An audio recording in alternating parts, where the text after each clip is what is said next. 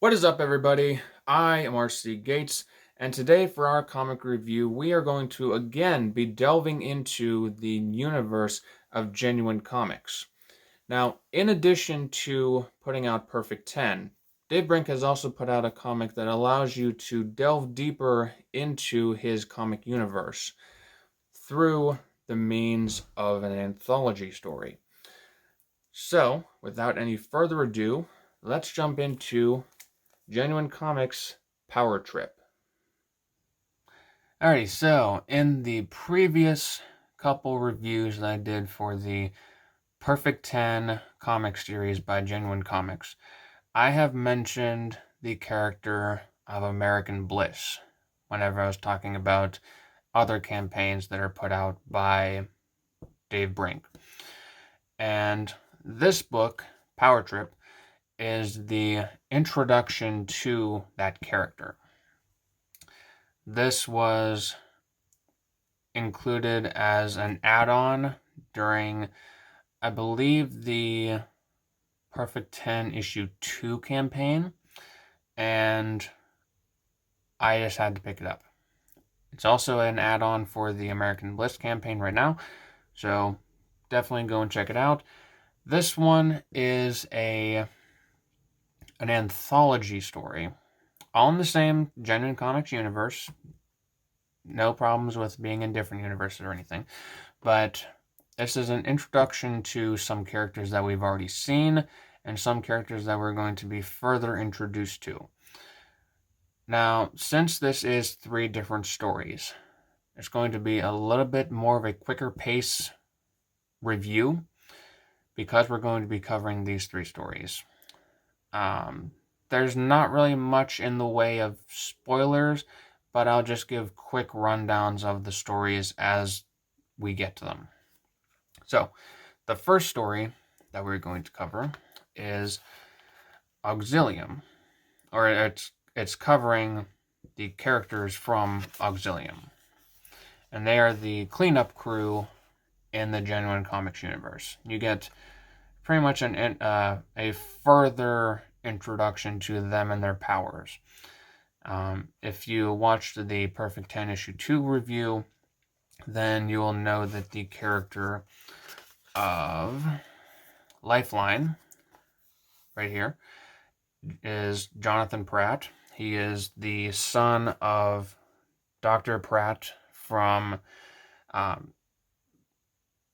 issue 1 and issue 2, and he's also the same guy who woke up 10 from her slumber, I guess. And you're also introduced to these other characters as well. Rewind, Protein. It sounds like I'm saying protein, but Protein, Lumen, and Panacea, who you've already met in Perfect 10 issue 2. And pretty much this story is they are called in to clean up a battle, or the aftermath of a battle between a hero and a villain. And you're told their powers, they each display their powers, and you are further shown what they are able to do and what they do in this universe. So they are ones who they don't really go in and fight anybody, but they're more of the ones who are going to be taking care of the aftermath.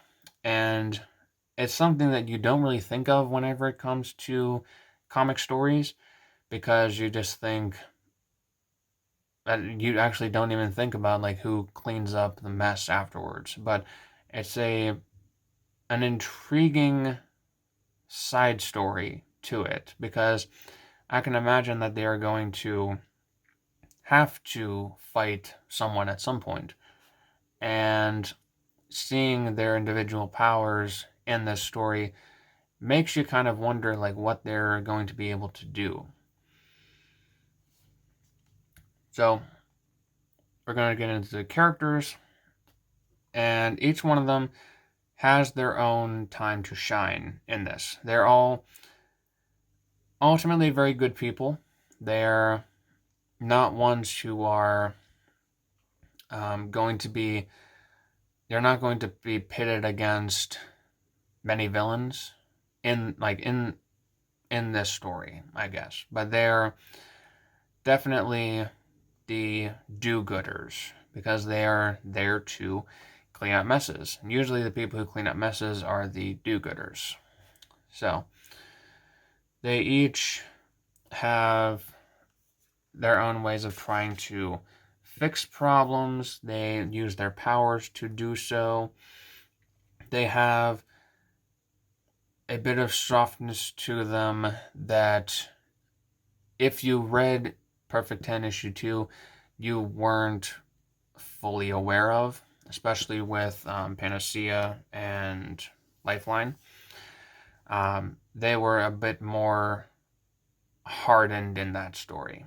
And this gives you a look at a different side of them. So, while it doesn't delve too deeply into their personalities, it does give you a good introduction to their powers. And being able to see a different side of them than what you saw in Perfect 10 issue 2. So, they end up cleaning up the mess, they get out of there, and get everything all fixed up. So it's a good way of seeing how that process happens in the Genuine Comics universe.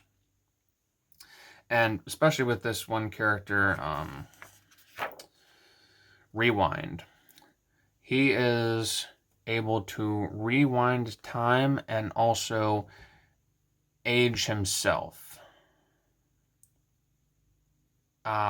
It's like the aging, like his aging is a byproduct of him rewinding time. So he sort of takes the time into himself. So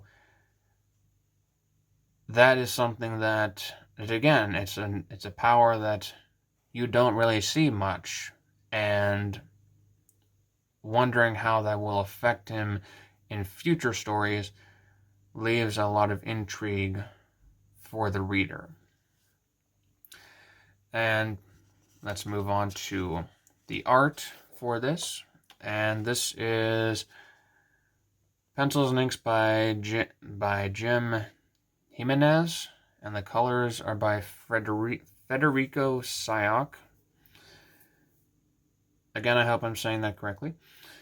So, this isn't Pal Roderick's art, but it still looks very good. If I was to like it,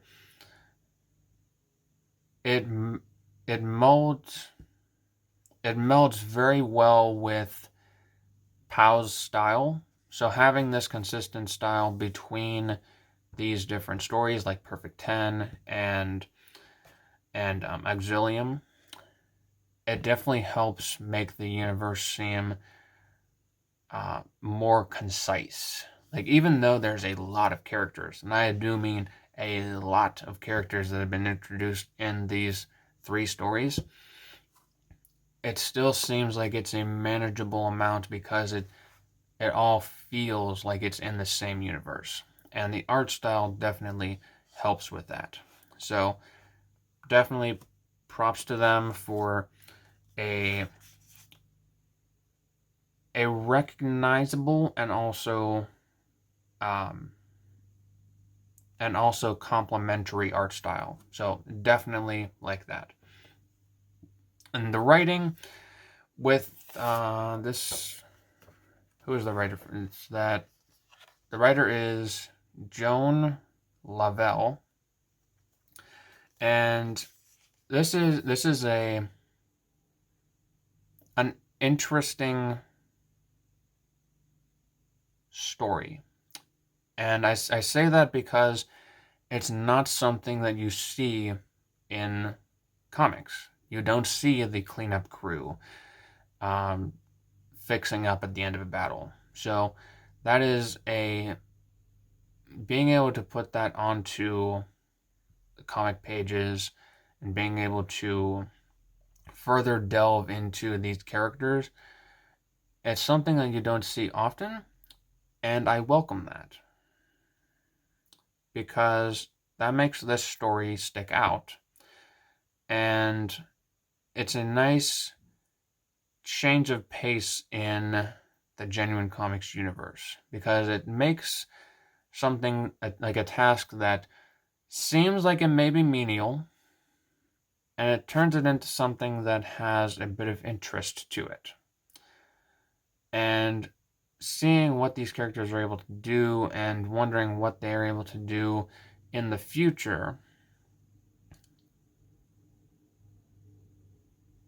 makes the reader want to see more. So this is definitely a story that I think I would want to see in other Powertrip stories, if there are any other further ones. And I want to see more of Auxilium, because they seem like they're a cool team. Their purpose is unique and interesting. And Rewind has a feeling of, I don't know. He seems like he is a character who could snap if he needed to, but he knows that he is, what's the word for it?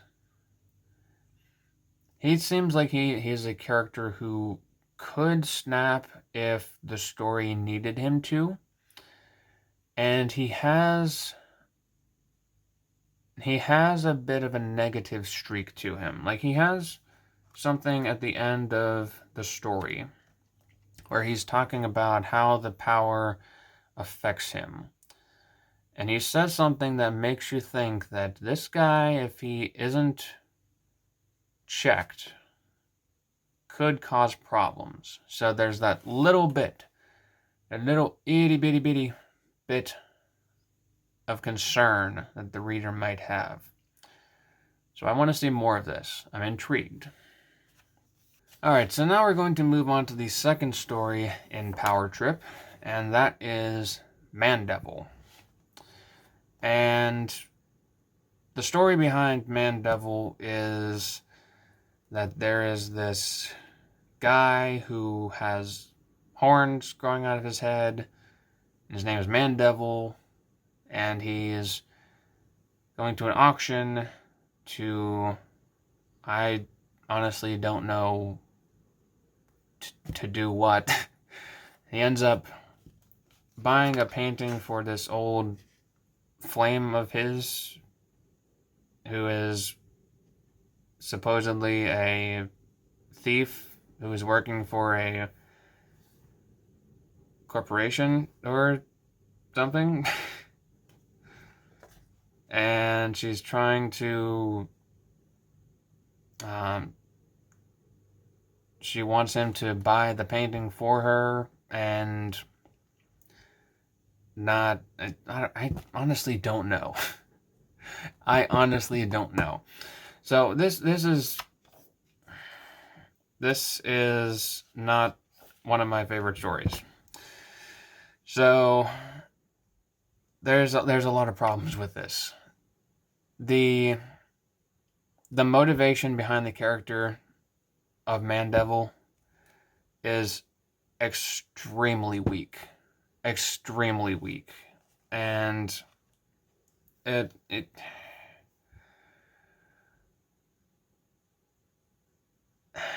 oh, good Lord. And even just like seeing how this story plays out, the beginning it has no action to it. It's a short story, I get that, and it needs to lay out the story, but there's so much that needs to happen that isn't happening. Like, even with me just laying out the story for you, there's not much that I can explain to you. Like if you take a look at this page here, and what do you see? You see Man-Devil and this other character who, what's her name? The only thing that I know is that her name is Nikki. And there's not really much else to that. So you have Man-Devil, you have her fighting this group of guys who are shooting at them and obviously want something from them.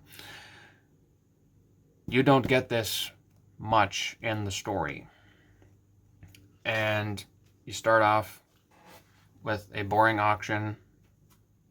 Stuff is laid out very plainly. Panel, panel, panel. Bunch of people, panel, panel. And then it's just other panels. Honestly, there's a lot of stuff that it takes a while for me to figure out what exactly is going on. And it should be easy. It really should be. It should be just this guy is walking into a room and it's an auction. There are ways to make it intriguing. Throw in a couple different angles. Do it exactly like what you did for Perfect 10 issue 1 or issue 2. Or even the Auxilium story. All of those had action or actions that are easy to follow, and it still looks intriguing. This stuff looks boring. And the only action that happens is in the last 2 pages. And that's unfortunate, because the character of Man-Devil has potential,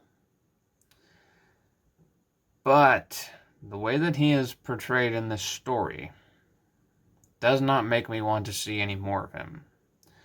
The story is boring, and just having him at an art auction with 2 pages of a fight scene does not make me have any confidence in this story. So, don't really care about that story. The character has, both of these characters have potential, but they weren't given enough time to shine. And that really, really hampers their ability to draw in readers. So, honestly, I don't care about Man-Devil. Now, we get into American Bliss, a character that I have mentioned several times in the previous reviews. Now, this is another story by Dave Brink, pencils and inks by Powertrip, colors by Federico Sayoc. So, it's an art style that I really enjoy. It is a story and writing that I really enjoy. So, let's jump into it. So, we are introduced to supposedly random people who are sitting on a park bench, interacting. They have a admittedly not so attractive guy hitting on a much more attractive woman who's way out of his league. And it's something that you see a lot of in stories, heck, even in real life sometimes. And it goes as you would usually expect those interactions to go. She's sort of ignoring him, and he is trying to plead his case in a way, and then boom, much like Perfect 10 issue 1, you are thrown right into a scenario where you have to figure out what exactly is going on. So this is when you are introduced, finally and actually, to American Bliss. And it's interesting in a way because this leads into the creation of a monster, and it also shows the reveal of the beautiful heroine of American Bliss. And she is still interacting with the guy who was hitting on her. And during that, as this story progresses, then you see her powers and this new monster. I don't want to say villain because he's not really a villain. He's just an out of control creature. So as this is going on, Bliss finds a way to she finds ways to fight back against this guy, overpower him, also to calm him down a bit and figure out what exactly is going on. She's not someone who's going to like beat someone completely senseless unless she has to. And if it turns out that certain information comes to light, as it does later on in this story, then she will do everything in her power to make sure that everything is put in place for the good of everyone involved. She is at least familiar with Division M. I believe she works for them in some manner, and she does use her connections with them to sort of put things right. And it shows that she is a genuinely good person. She's not egotistical, even though the opening interaction may make her seem like that. She does hold up her end of the bargains whenever it needs to. You'll see what I mean by that whenever you read the story, because I do want you to read these stories. And she is also shown to be extremely powerful, but she knows what her limits are.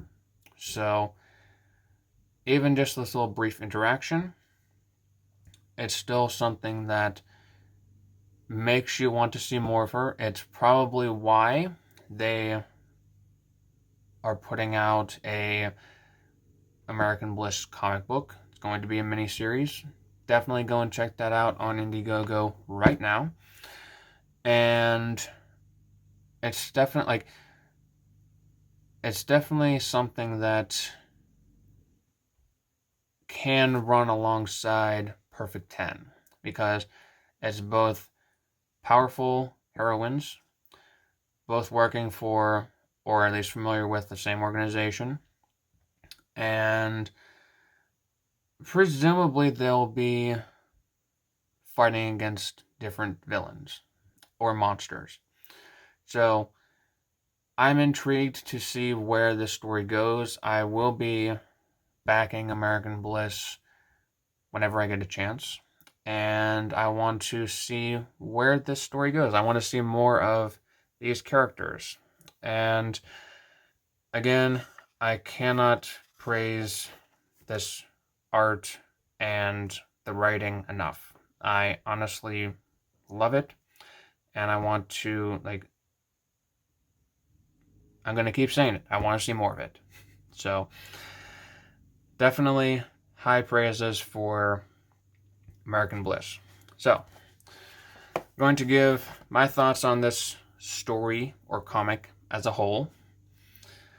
So Auxilium, a unique, good story that not a lot of people think to tell in superhero comics, especially whenever it's cleaning up the messes of said heroes.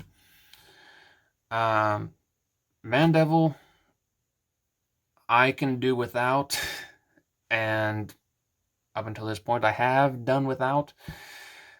there's potential, but it started off in a really bad way, and I really don't feel like continuing with that.